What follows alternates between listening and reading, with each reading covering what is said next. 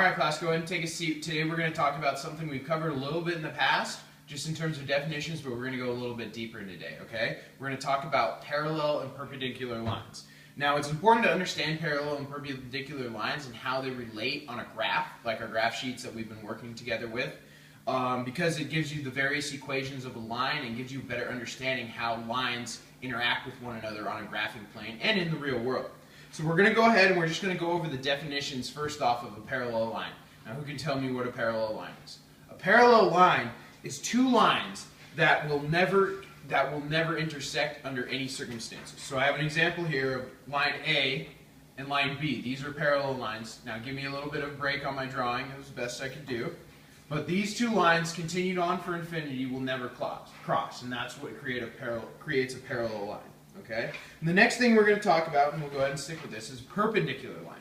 And a perpendicular line is where two lines intersect, and the line that intersects, it creates two 90-degree angles on either side of the line. And you can see this line C up here creates perpendicular lines for both my line A and B, as it has 90 degrees. It creates a 90 degree on either side of the line. Okay?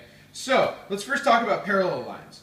The standard equation that we've been using to find lines on a graphing plane is y equals mx plus b, just like this. Where y is the line itself, is what your equation comes out to be the line. M, which is the indication of its rise over the run, basically its slope. So remember, always rise over run. And then the x is just our standard variable we plug in to create exactly what our line will look like. And b is the intersection point of where this line that we come up with crosses the y-axis, which you guys remember would be the vertical axis, not the horizontal is x and the vertical is y on a graphing plane. And that is called the point slope formula. Make sure you guys write that down, that's important. Okay, so the next thing I want to talk to you guys about is finding another way. So say if I were to hand you a piece of paper with a graph and all you had were 2 points on it, how would you be able to find that line? Now, the way you go about finding that line is through the slope-intercept equation of a line. And this is where you have your two numbers, your 2 points on the graph, and you take the y's. Remember, always rise on top, run on the bottom. You take the second y minus the first y over the second x minus the first x, and that will give you the true example of, or that will give you the actual rise over the run and the slope of the line. That is what we're talking about when we're talking about rise over run. So here's a quick example. If I gave you if for 2 points on just a line, if I gave you -4 and 2, and the other point would be 2, 5, you would, using our slope-intercept form, you would go y2 minus y1, and you would get 5 minus 2 over 2 minus -4, which gives you 3, 6. And we can simplify that down to where the slope is 1/2. Okay? So that shows. The next thing that we're going to go ahead and look on is we're going to talk about perpendicular lines. Just like we were talking about here at the beginning. This word, remember, it's where it intersects.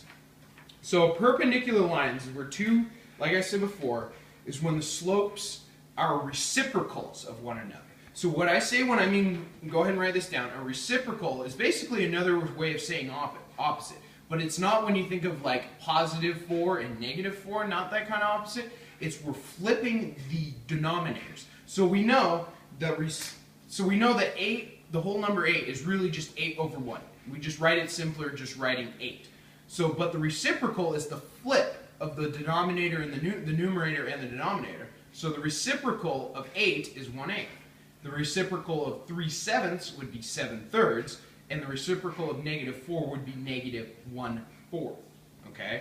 And it's important, guys, to remember the symbols. I didn't talk about this earlier, and we'll cover this right now. Talk about the symbols of perpendicular. Perpendicular symbol is just like here. It's a line, it's a flat horizontal line with a vertical line connecting, and it usually has at least one identifier of a right angle. And for a parallel line, it is where your line A, just right here, is with 2 dashes vertically next to line B. That's indicating it's parallel. Okay? So let's go ahead and continue on. So, one thing I guys want you to remember, it's really important that you guys memorize. Usually I don't really tell you about memorization of definitions, but it's important to remember what a reciprocal is, perpendicular, and parallels. And parallels where two lines will never cross. They are just basically horizontal or vertical lines, but they will never into infinity with their slopes. They have the same slope. That's the key thing. And perpendicular lines is where their slopes are the reciprocals of one another. So one line has a slope of, say, 8, and another line has a slope of, say, 1/8. That would be perpendicular, okay? So, I have a few worksheets that we're going to go ahead and I'm going to pass out, and I want you guys to work on them together, and there's one that you guys need to do at home. So if you have any questions, go ahead and raise your hand. I'll be around to help you out.